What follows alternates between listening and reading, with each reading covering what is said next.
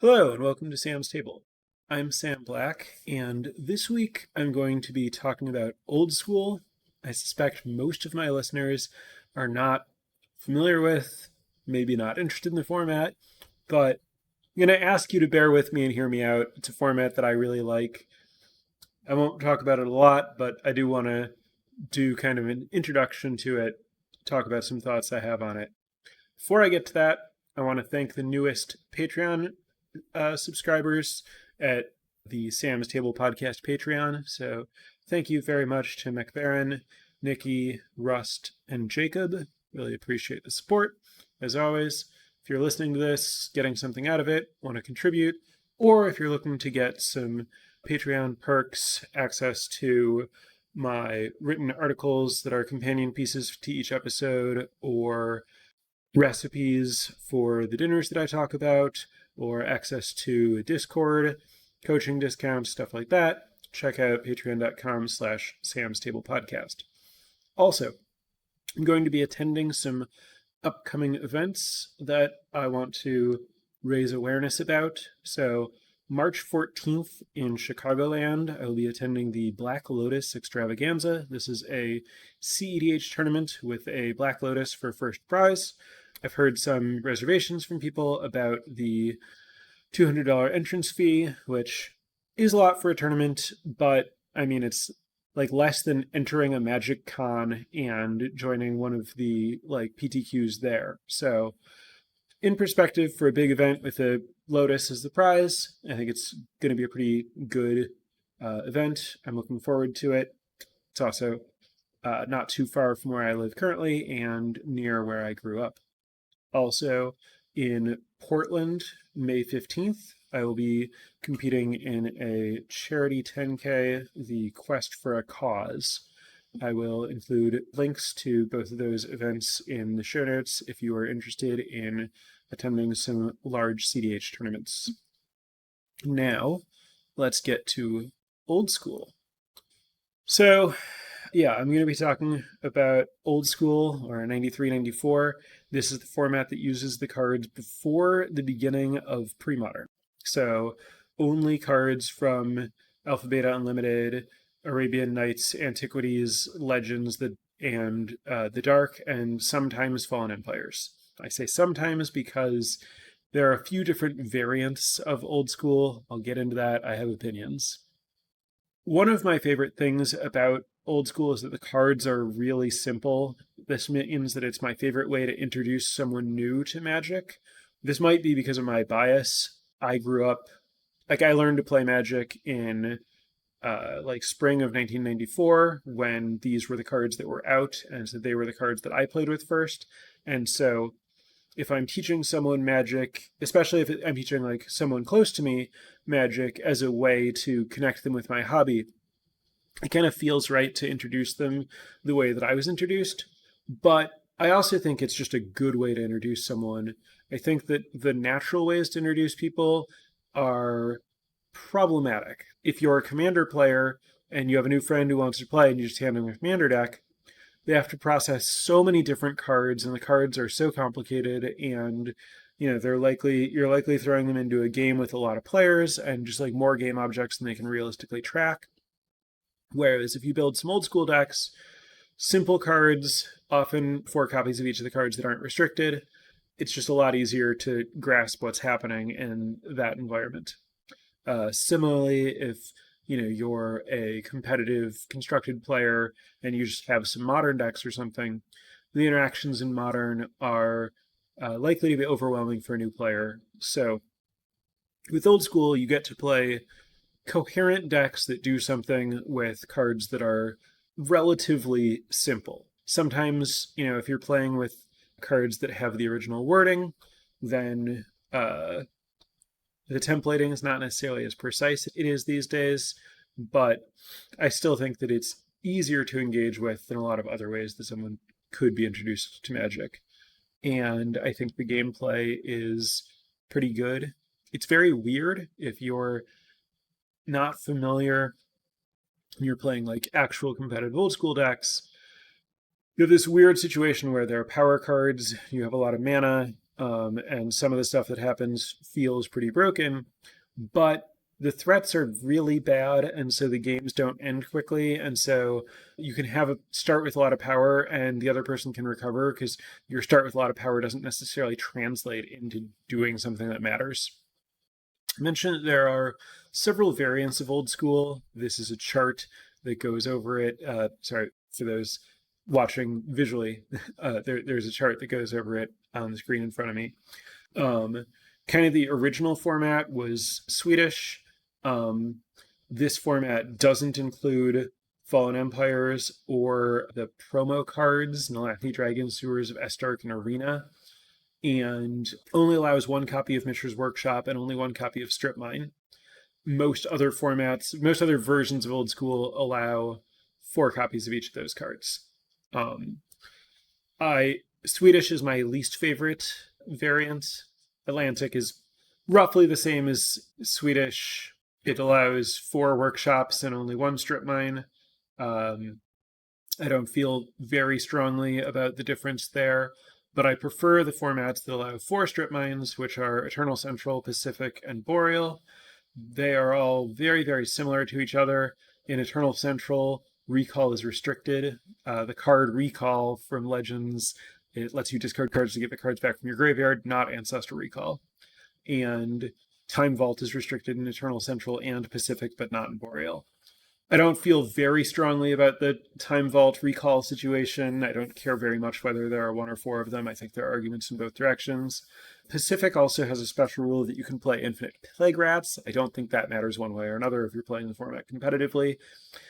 If someone shows up and they want to play their Plague Rat deck, no matter what version of the format I'm playing, I will maybe care that they're not playing a competitive deck, but I will not care how many copies of Plague Rats are in their deck.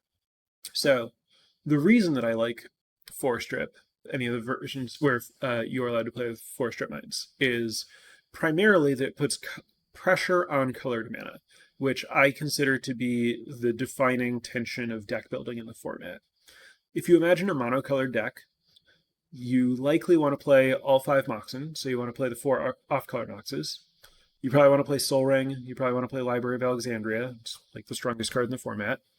You probably want to play 4 Mishra's Factories, and you probably want to play 4 Strip Mines.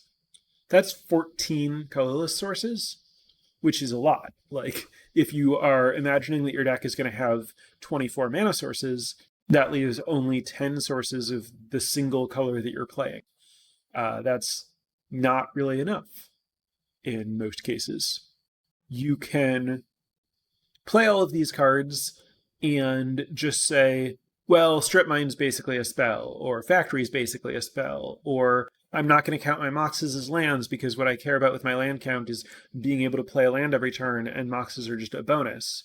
So maybe you play more than 24 mana sources, maybe counting both of those directions. Maybe you play, like, 22 lands and some Moxes and Lotus and Sol Ring. I didn't even include Lotus because it's not a colorless source, but it is another mana source, and if you're counting that in your 10 colored mana sources, that's only going to give you mana the one time. So we're really talking like, if you're a mono red deck and you're playing all this stuff and you only want 24 mana sources counting Lotus, that only leaves you with 9 mountains.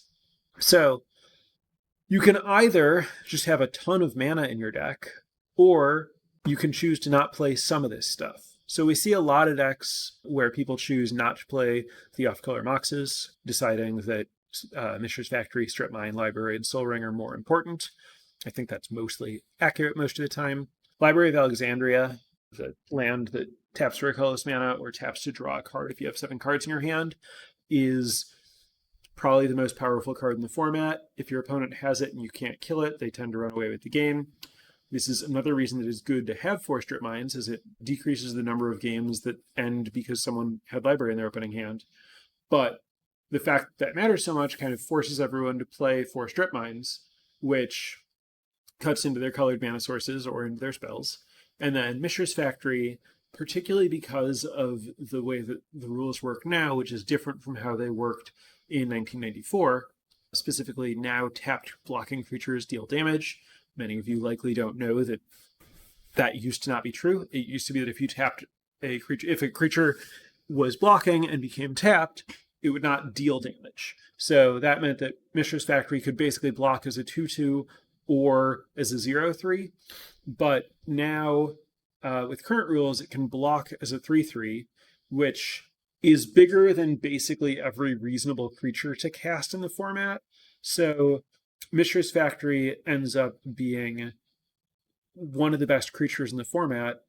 So Strip Mine is also important as an answer to Mishra's Factory. So all of this just leads to challenges about deck building. It also means that decks are somewhat inconsistent because there's so much pressure to not have good mana. But that's in some ways kind of the charm of the format, and I just think it makes deck building interesting. Like, I like that you can have a situation where you're incentivized to not play all the boxes, for example. The colored mana, even aside from the pressure to have a lot of colorless mana, is also very limited. You really only have the original dual lands. City of Brass is a 5-color land, but with a very serious drawback. Doing a damage to you when you tap it matters, but not as much as it might matter in current Magic. But also, this is silly, but the fact that it's printed in Arabian Nights is a meaningful drawback, because there is a card called City in a Bottle that destroys all cards from the Arabian Nights expansion, and new cards can't be played. It's a 2-mana artifact. So if you're playing City of Brass, you might lose your City of Brass, Library of Alexandria, all your other City of Brasses, and any creatures you're playing from Arabian Nights. So that can create pressure to not play City of Brass, especially if you're playing creatures from Arabian Nights.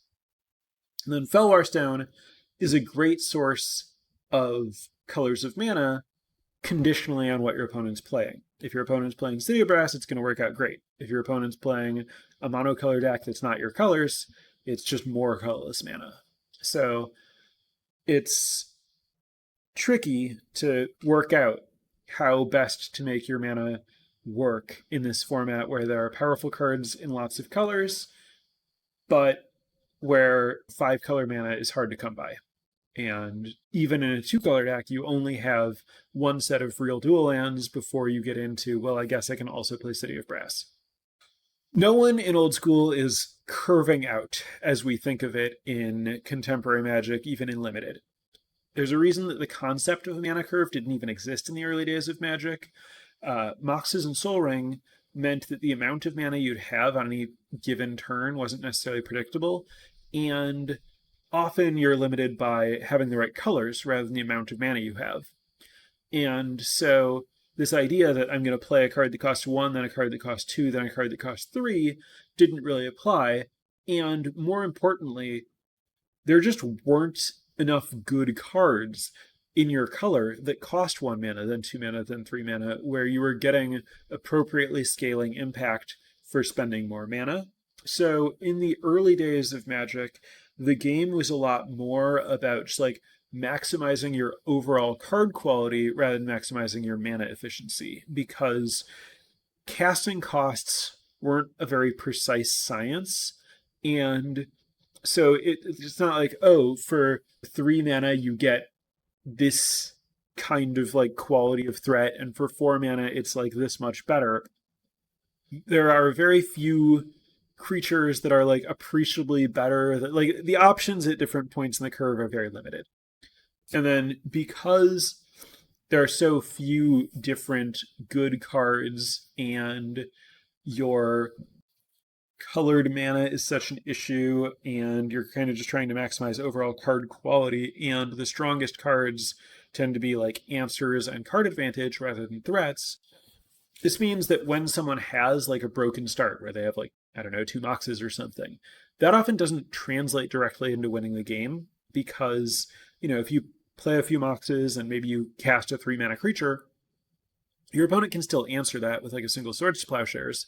And now the fact that you have these extra mana sources in play might just mean that your draw was relatively mana heavy and action light, and your opponent might be 2 turns slower, but if they have 2 more threats than you, you might just die to their random 2-power creature or something. The creatures really aren't comparable to the threats that we have today. So I think a lot of people assume that a format where most cards are weak and some cards are literally the power nine, that would be a very high variance format, right? If you draw your power cards, it would be very hard for your opponent to keep up. But because most of the power cards aren't cards that actually end a game, there's just a lot of back and forth and time to recover, and your opponent could at any point draw a very powerful swingy card like Balance or Wheel of Fortune that will really change the dynamic of the game. And that some of that is itself high variance, but compared to, some of the like synergistic aggro curve outs that happen where you just have like an overwhelming board presence on turn 3 and maybe your opponent dead on turn 4 in standard, these games just tend to happen at a much slower pace. Every now and then someone will have a start where they have like multiple pieces of fast mana into a time twister on turn 1, and so they're like functionally 4 cards ahead, and then you like restart the game and they have like 4 more mana, and often that will snowball into them winning. There are some situations where maybe they do that and they have like several copies of Black Vice in play and the opponent just dies very, very quickly. But those games are really the exception. And most of the time, I think games are, pretty slow. There's a lot of back and forth. What you use your answers on really matters. I like the play in the format. So now I want to go over the role of each color in Old School. So white has the best removal. Swords to Plowshares will do that, but almost more so Disenchant. Disenchant is uniquely important in this format as it's the only efficient targeted enchantment removal outside of Chaos Orb, which we'll get to, that exists. So Swords to Plowshares is like the best creature removal just ever, so obviously it's the best creature removal here. Anything else is going to be restricted in terms of what it can kill, where Swords to Plowshares really isn't. And then Disenchant being able to kill any artifact or enchantment. So this is both like among the most efficient way to answer artifacts, which are very, very common because everyone's playing Mishra's Factory, which becomes an artifact when it attacks or blocks when it becomes an artifact creature.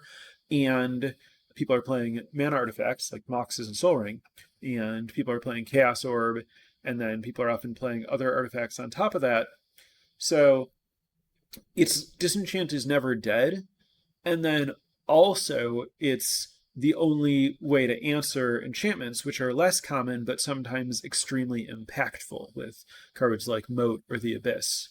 So it's like there's a really, really strong pressure to have access to white mana so that you can play Disenchant because it's such a unique and versatile answer. And then you also might as well have access to Swords to Plowshares and Balance, which is restricted and contributes to some of the most broken draws, where like if you have several Moxes, then you can just cast a Balance early and get rid of your opponent's hand. And then Wrath of God is another, just of the best answers. Like if you're not playing a lot of creatures and your opponent is, it's a very efficient, powerful card. Then white also has probably the best 1 mana threat and best 5 mana threat in Savannah Lions and Sarah Angel. The threats in general aren't very good. This is the kind of thing we have to work with. There are like mono white decks that play a bunch of other white creatures. These are kind of the creatures that are most likely to be played in decks that are only partially white. This is not an exhaustive list of relevant cards of each color. These are just kind of the like key cards that a deck will play this color for these reasons kind of cards. Blue. So blue is the color with card advantage and the power cards. So Ancestral Recall, Time Walk, Time Twister, and Brain Geyser. Brain Geyser obviously not being part of the power 9, but it is restricted in this format, and it is one of the only ways to just like actually generate significant card advantage, especially like all at once rather than with an ability that you activate over several turns. This is a format that doesn't have a card like Divination or Fact or Fiction. Like you can't just like, there's no clean draw two like that. That's just not a thing that exists in this format. Brain Geyser is what we got. Then there are counter spells, most notably Counterspell and Mana Drain, but also Power Sink, Remove Soul, a few others that see some play. And then blue has like one creature that's like actually good, which is Serendipity. Um, it's just very efficient as a 3 mana 3/4 flyer. Does a damage to each upkeep. That lives through Lightning Bolt, which is a big deal. It's you don't generally get 3 power for 3 mana. So this ends games quickly. It flies, so it doesn't lose to moat. It beats most creatures in combat unless they cost like appreciably more mana than it. There are some other kind of like fringe playable blue creatures, but Serendipity is the most relevant.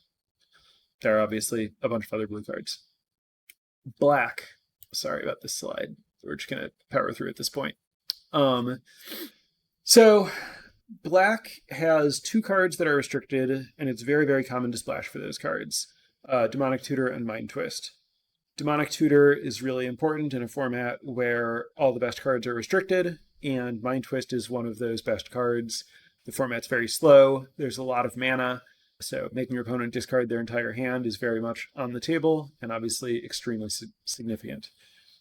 The other card that you can relevantly splash for that is black is the Abyss. If this is an enchantment, at the beginning of each player's upkeep, they destroy their own creature. They kill one of their own non-artifact creatures every turn.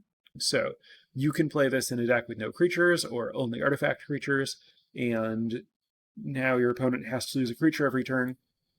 And because there are so few answers to enchantments, it's going to be hard for them to deal with this. So it's very oppressive to decks that play colored creatures.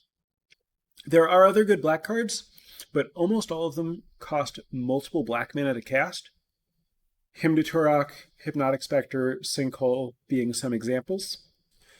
Because they cost multiple black mana, what you see in the format is basically people will either just splash for Demonic Tutor, Mind Twist, maybe the Abyss, or they'll play like a mono black deck that uses all of the double pip stuff.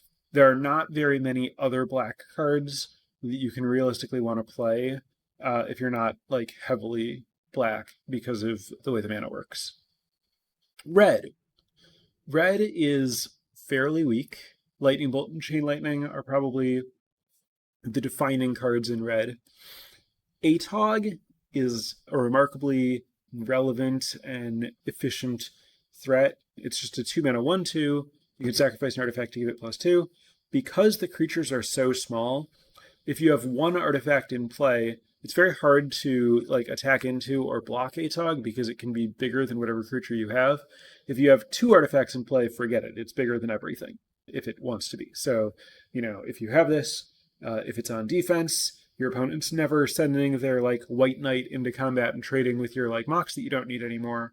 And if you attack, they're not blocking with their Serra Angel and trading for, your 2 random artifacts that you don't need. Unless you attack and they block and they're trying to bait you, get you to sacrifice 2 artifacts and then swords your Atog. So you do need to be careful about that. But for only 2 mana, this does a very good job of kind of just ruling the battlefield with threat of activation. And then also, given that red has a bunch of burn spells, your opponent never really knows at what point your Atog is kind of threatening lethal by sacrificing whatever artifacts you have for 2 damage each and then finishing them off with other burn spells. So Atog is, I think, red's most important creature. And then what I think red's real strength is probably its ability to suppress mana with Blood Moon, Stone Rain, and Shatterstorm. Because of what I've said about the nature of mana in the format, it's very common to not play any basic lands. You want to play all these colorless lands, you want to splash for restricted cards, you want to play the good cards in whatever colors. You have dual lands that have basically no drawback, so your base white deck might as well include some tundras so you can play blue power and some scrublands so you can play Demonic Tutor and Mind Twist. And now all of a sudden you have no basic planes in your deck, and Blood Moon means that you just don't have access to colored mana outside of with your like Moxes. And then Shatterstorm destroys all of those. if there are a few stray basics, Stone Rain can answer those. And so red can really play kind of a prison strategy in this format. And then Red Elemental Blast is also just a very impactful card in a format where the best cards are blue. Green. Green doesn't get a lot of respect in this format. Birds of Paradise is notable in that it's a good way to deal with how awkward the mana in the format is, but that only works if you play a lot of green mana sources, and that's hard to justify doing because there aren't very many good green creatures or good green cards. And it's hard to keep a hand that's like relying on Birds of Paradise to cast your spell, because if your opponent has like a Lightning Bolt or Sword Plowshares, you won't get mana out of it and your hand might fail. So birds, while it seems like it would potentially line up well with the pressures of the format, doesn't end up being that significant. Regrowth is often splashed. It's restricted. It's a way to reuse power. If you can cast Ancestral Recall or Time Walk twice in a game instead of once, that's quite a bit better.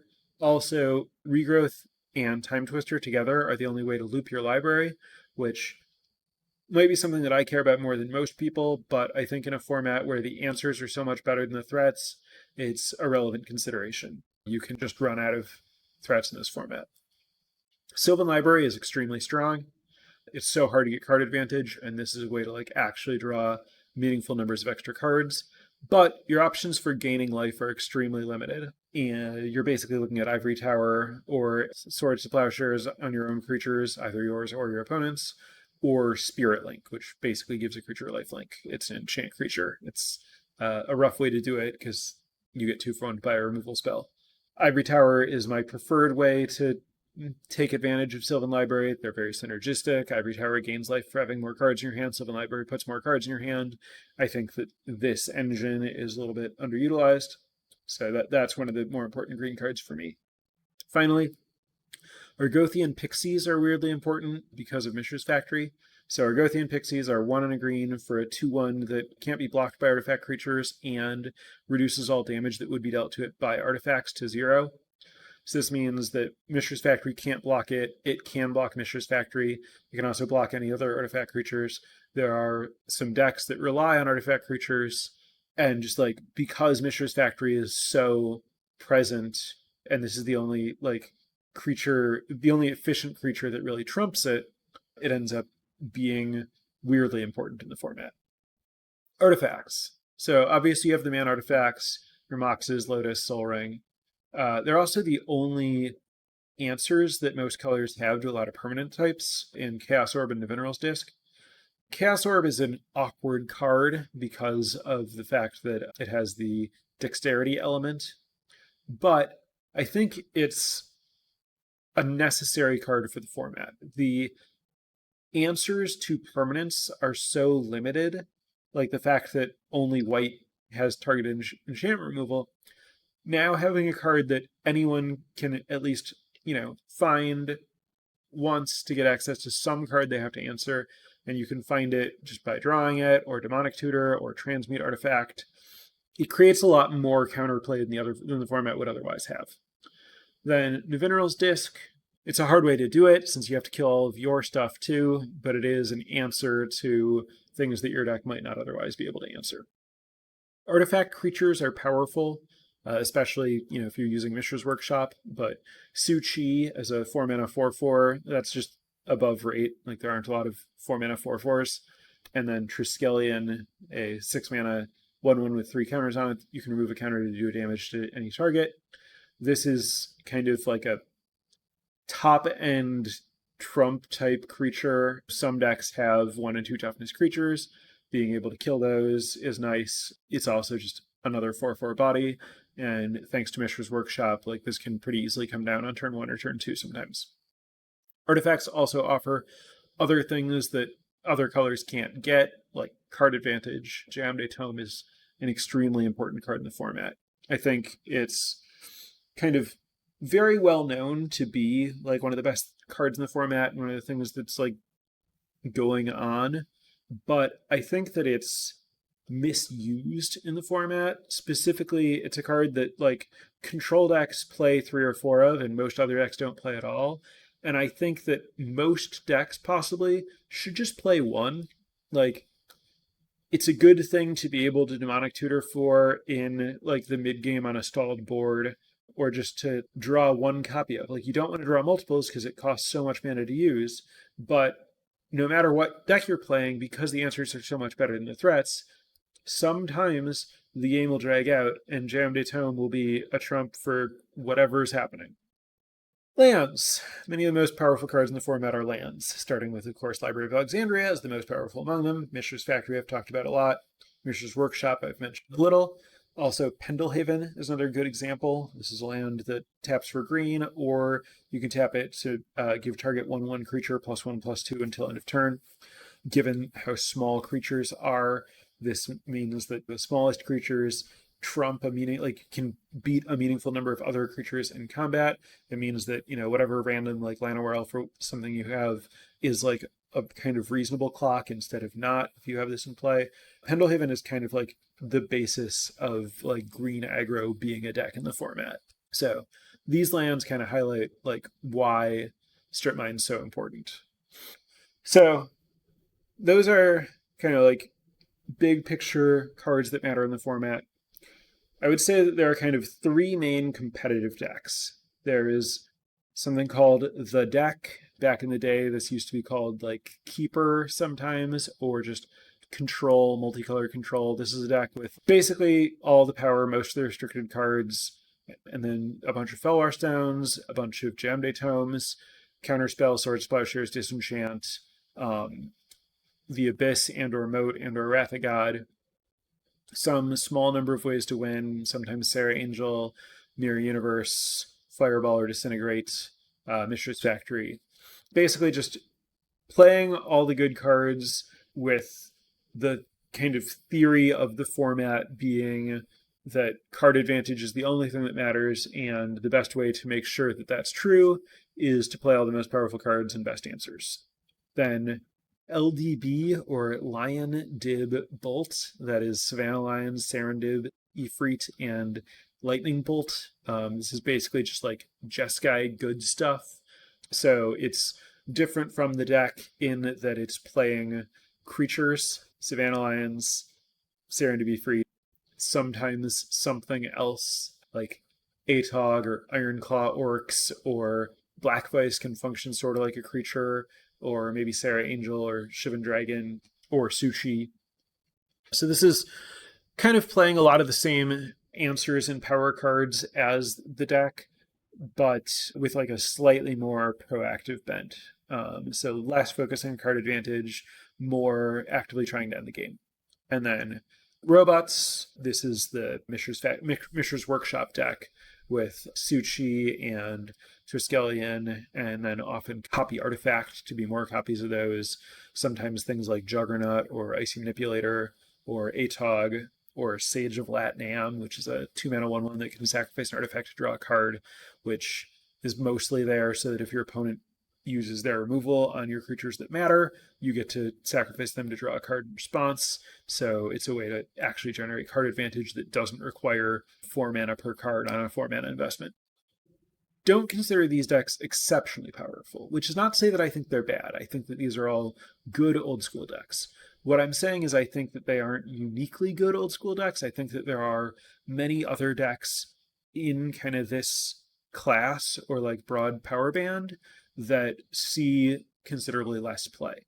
My thesis on old school as a format is that I would really like it to see the kind of like renaissance that pre-modern had a while ago. I think that old school is generally seen as a solved format. Like, people think that the decks that I said are really just like the options that exist if you want to be really competitive with it. And so a lot of players are kind of tired of those decks, and so they want to engage with the format as kind of like a bracket 2, bracket 3, sometimes bracket 1 commander type mindset, where you just kind of play whatever random bad old cards you happen to have in your collection or have like nostalgia for or whatever, in kind of like a beer and pretzels, let's not take the strategy element of this too seriously type setting. Obviously I have no problem with people doing that, but I think that it really like underestimates like the depth strategically that the format is capable of offering. I feel like the old school community kind of like gave up on it as a competitive format in a way that I think isn't quite fair to the card pool. This is, like we're in hot take space. I think that there might be people in the community who feel like disrespected by this take. Like there have been tournaments that people care about happening in various parts of the world for quite a long time, and it's not like nobody's trying. But I just think that there's like some stuff that I'm surprised that people don't do very much, and I think the format's just like, I don't know, it could use more, I don't know, venues for innovation. And I think that things like the newest Mulligan rules that kind of change what sorts of things decks are capable of doing haven't really been incorporated into the format because so much of the like theory and development happened before that was a thing, and there just isn't like quite the density of engagement to like really explore some of the stuff that makes possible. So some comments on underexplored space in the format: alternate sources of card advantage. People are like, card advantage is king in these old formats, but Jam Day Tome is not the only way to get it in old school. I think Jam Day Tome is like very vulnerable to cards like Shatterstorm and Energy Flux and like just mana denial in general. And there are much cheaper cards that can give you card advantage, like Land Tax, Sinbad, Sylvan Library, especially Sylvan Library combined with either Land Tax or Sinbad. And I think, having a deck that really respects and prioritizes card advantage, but uses sources other than Jam Day Tome to achieve that card advantage is something that the format could use a lot more of. Also, combo decks. Combo wasn't really a thing, like historically in this period in Magic, and I think still is not very common in old school. But I think that the extremely generous mulligan rules that exist now make combo viable in a way that it never was before, mostly because you can kind of like aggressively mulligan for a hand that has like Time Twister or Wheel of Fortune with a bit of mana, so you can kind of like get some of the explosive type draws a little bit more often, and that lets you just like play decks that need the right set of cards to be functional and not have to just like accept hands that don't get there as often. So those are my overview notes on the format. I want to just like show some decks. Right next to me, actually right behind me, I have a box full of, it's right off screen here, I have a box full of proxied old school decks. I have like 25 decks in there, and I'm thinking about adding to it. So that's part of why I've had this in mind. So I want to go over some of that stuff. So let's start with the deck, just for context. This is stock, not particularly interesting.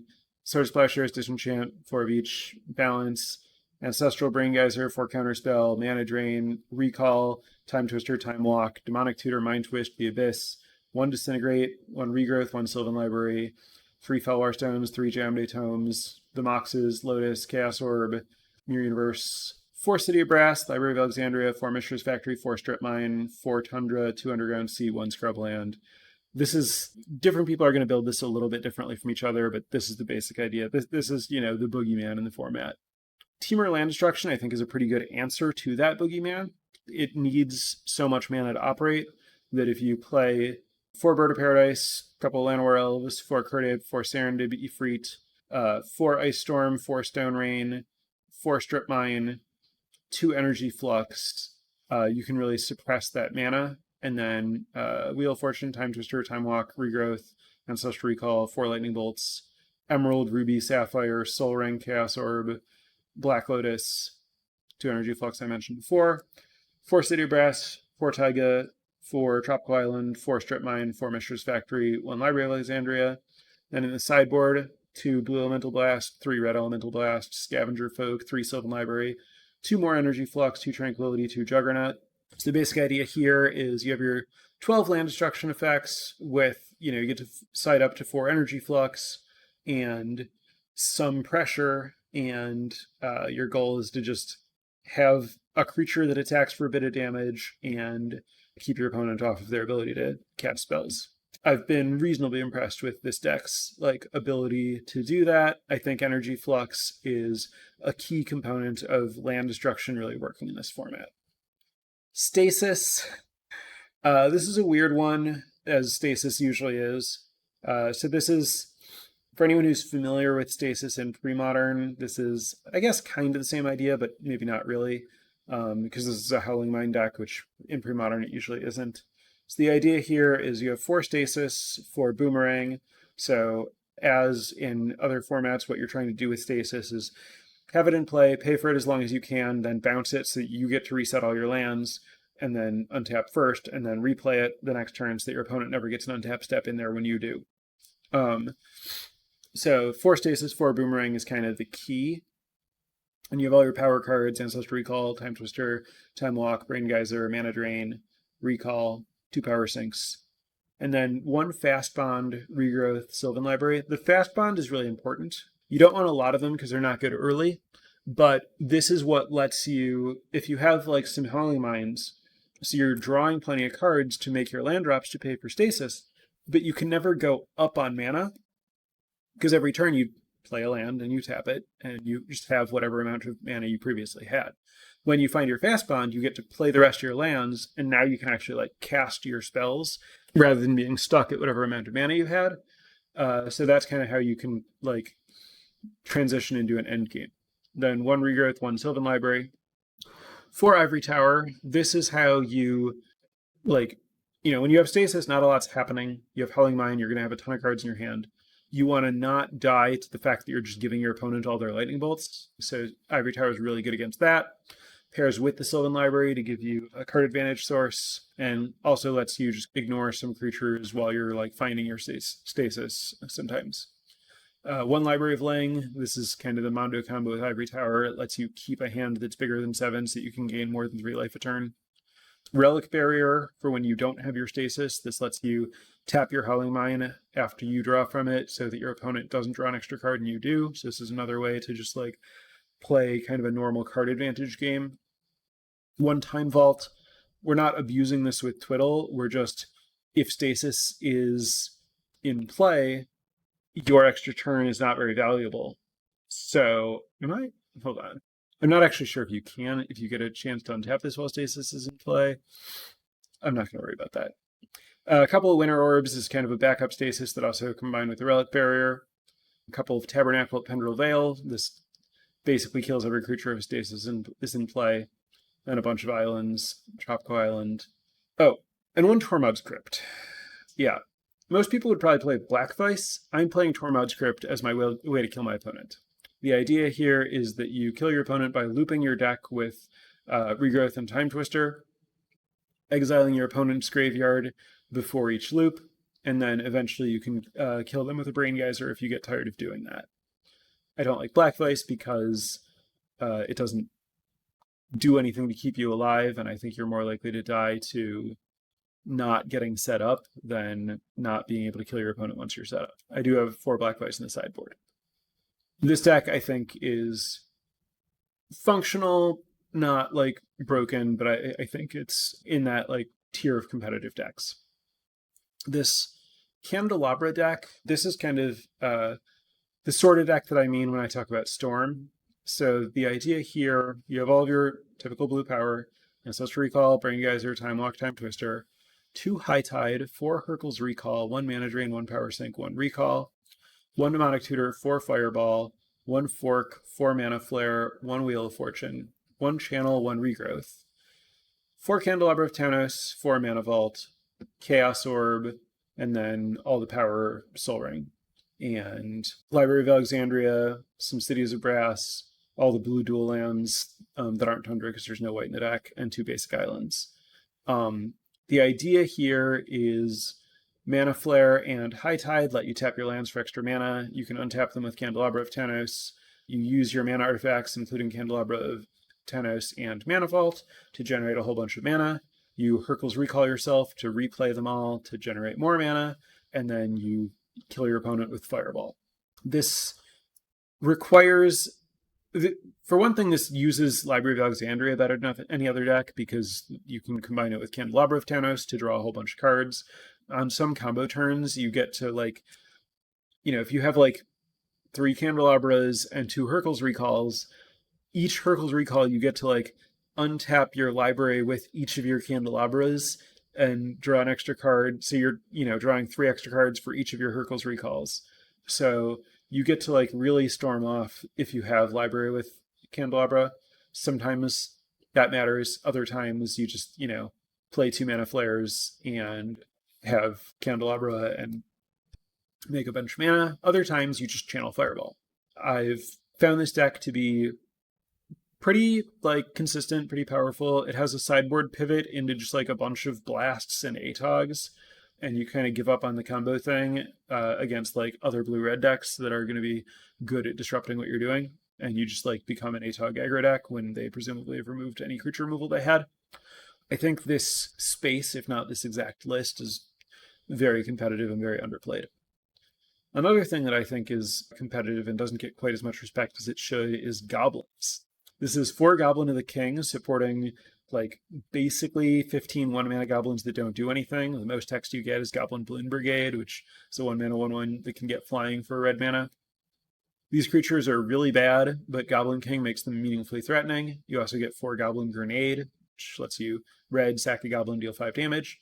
So with that and 4 Lightning Bolts, you don't need to deal that much damage to your opponent to get them in burn range.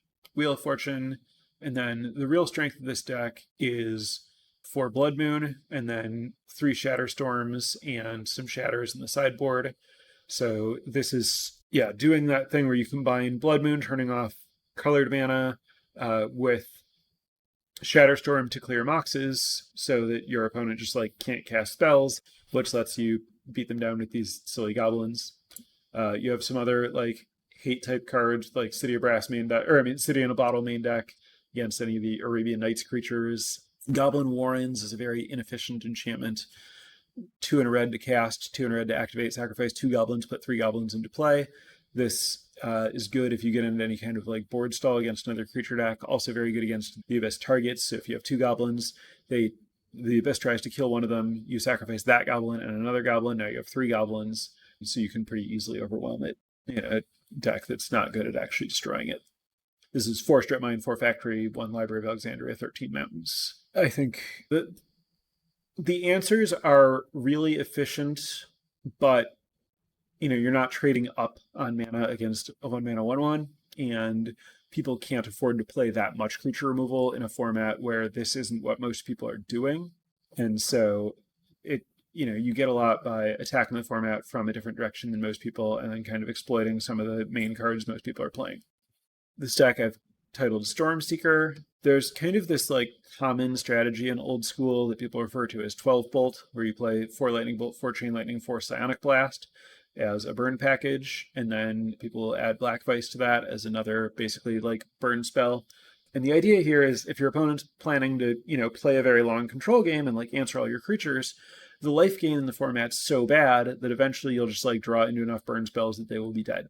So this does that, but then also adds 4 Stormseekers, which is 3 and a green for an instant that does 1 damage to your opponent for each card in their hand, and then combines the Stormseeker and Black Vice with the other burn with 4 Howling Mines, so you're going to draw into your burn spells faster, keep your opponent's hand big, so the Stormseeker is another effective burn spell.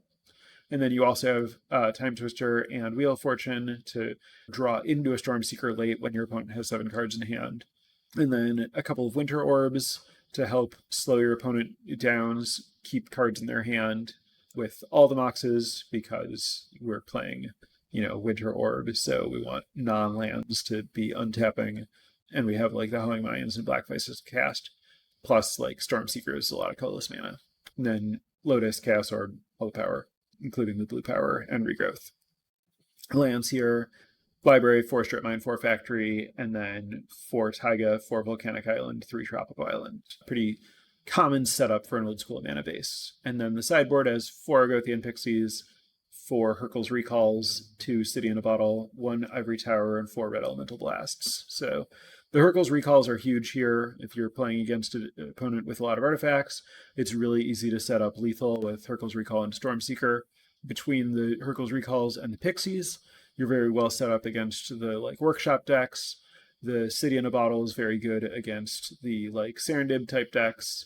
And then having a bunch of red blasts is obviously very good against any of the blue decks. And then the 1 Ivory Tower is against opposing burn decks. I think that this is a pretty coherent strategy that dodges creature removal pretty well and maximizes Stormseeker. The shared incentives with the Stormseeker, Black Vice, Howling Mine, Winter Orb thing, I think plays super well here. Up next, I have a different take on the Candelabra Mana Flare idea. This doesn't use Mana Flare, it just uses 4 High Tides.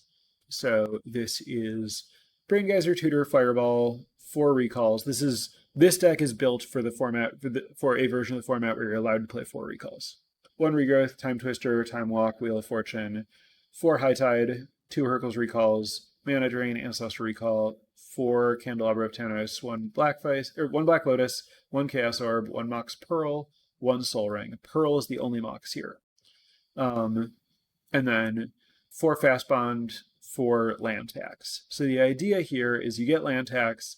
The only basics in your deck are 5 island, 1 mountain, 1 forest, 1 swamp. You get land tax down. You get a bunch of lands in your hand. You play Fast Bond. You play a bunch of lands. Many of them were islands. You cast High Tide. Now you can untap your islands with Candelabra of Tanos. You can maybe draw multiple High Tides, maybe recall your High Tide, and then you try to fireball your opponent out. Notably, this build of this deck only has a single Fireball and a single Braingeyser. That might be a little ambitious, just in terms of your ability to find those cards. I think I'm hoping that pulling all the lands out of my deck with land tax does a lot of work here, combined with the Braingeyser, Wheel of Fortune, and Time Twister, and Demonic Tutor, and Ancestral Recall. But 1 is probably an unrealistic number of Fireballs now that I'm looking at this. This is a kind of experience. This is a not one that I've played with, unlike most of these other ones, and this is still in the rough draft stage. But I think that the idea of land tax to enable High Tide with Fast Bond to make all of that explosive is pretty interesting in the combo space. And then one of my favorite decks is Sinbad. This is 1 Ghost Ship, 2 Mahamoti Djinns, 4 Sinbads. Not playing Serendib Ifrit because Sinbad is from Arabian Nights, and I don't want the extra exposure to City in a Bottle. Also, this is a deck that is looking to play a long game, and I kind of want my creatures to be able to play defense, which Serendib Ifrit does awkwardly since it damages you in your upkeep. Ghost Ship is close enough for my purposes. That's a 2 blue, 2/4 flyer that regenerates for BBB, or for UUU. 3 blue mana to regenerate. Braingeyser, Recall, Regrowth, Time Twister, Time Walk. Ancestral, 3 counter spells, Disenchant, Divine Offering, Mana Drain, single Sword Splashers. So 1 each, Disenchant, Divine Offering, Sword Splashers, with more on the sideboard.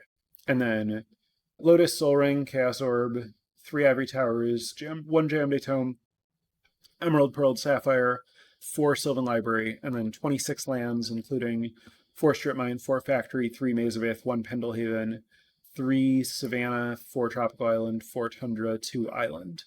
So the idea here is you're using Sylvan Library with Sinbad. So your Sylvan Library, you draw the non-lands and you leave the lands on top, then you tap Sinbad to draw those lands. Or with Ivory Tower, so that you can just gain life and pay into the Sylvan Library. Or if you don't have the Sylvan Library, Sinbad still draws a card almost half the time, helps you just accumulate cards, maybe turn on Ivory Tower, helps you hit your land drops, use Jayemdae Tome. You have a lot of action in your mana base and from the Pendlehaven Library, Maze of Ith, Factory, Strip Mine. So your Sinbad is actually drawing meaningful cards. And then the sideboard, 3 more Swords Plowshares, 2 more Disenchants, and another Divine Offering. Your opponent's playing threats that you need to answer. 4 Argothian Pixies, 3 Blue Elemental Blasts, 1 Counter Spell. Again, Pixies here I think are just very relevant in the format against, I think it's like the best thing you can have against the artifact creature decks. Then you pair that with a bunch of Disenchants, Divine Offering, and Swords Plowshares, and then the card advantage engine, you kind of like hold them off with Pixies, then draw into enough removal to answer all their stuff, then kill them with Pixies. I think this deck is really good. I think that you get your card advantage online much faster than like the deck, and then you're as good at answering their card advantage as they are answering your card advantage. Like they have Plowshares and Disenchants, you have Disenchant Divine Offering, but you have 4 Sylvan Libraries, 1 Jayamde Tome, and 4 Sinbads, where they have, maybe like 3 or 4 of that, or like 3 to 5, maybe 6 after sideboard total of that stuff. You each have a library, you both have a bunch of strip mines to answer that. So I think this deck like grinds pretty well while having a good answer suite, and I like the natural defense, the Ivory Tower against getting burned out and stuff like that. So those are some of the directions for decks, I guess, that I think could really use more respect. Just examples of how I think that, there's space to do interesting things in this format. And I would really like it if people who played the format in general took it as more of a, competitive space to explore and less just like this static solved thing that, you can either play boring competitive decks or fun casual decks. I think that there's a lot of room for fun creative approaches that are also like powerful and competitive. So that's what I have to say about Old School. As for dinner tomorrow, I'm really looking forward to it. I am making a bunch of empanadas, and I am making several different varieties, and I am not doing anything to designate which is which very intentionally. So I'm not going to cover like all the details of like all of the ingredients in any of the fillings, but basic ideas: plantain, black bean, corn with a reduced Masman curry coconut milk background or whatever like thing to have it all in, and cilantro. So this is like a kind of traditional South American, I think, type flavors mixed with Thai flavors with kind of cilantro as the bridge between those things. This is largely just my guests really like curry paste. And then roasted butternut squash, onion, sage, pecan, mushroom, rosemary, walnut, garlic, and then another curry based, this time red curry with potato and onion and lime zest. And then I'll serve those with vegan sour cream and chimichurri as condiments. And so the idea is all of these will just be, in a pile in the middle of the table. Everyone will have their own large plate and then also a small plate. My hope is people take an empanada, cut it in half on the small plate, see what flavor it is, decide if they want that or if they want to trade it with other people. My thinking is that this kind of helps get people to eat portions of empanadas without me needing to make either really, really tiny empanadas or like serve people halves of empanadas, which I think will help with people being able to try all the different flavors and isolate which ones they like and, be able to eat more of the ones that they like without filling up on, oh, well, I took this whole thing. I feel like I should finish it, but I might prefer a different flavor. And it also creates this social element where people talk about what they opened and ask about who likes it and who wants this thing that maybe they're looking to trade away. So I thought this was an interesting application of creating an unnecessary inefficiency for a purpose. Like I could mark each of these or present them on separate plates, but I think that I like what it does structurally and socially to create this like trading game. So I'm excited to see if that plays out the way that I imagine it in my head. Um, as always, the full recipes for all of those will be up on Patreon in a few days. So that's it for me this week. Thanks for listening, and I will be back next week with something that isn't old school.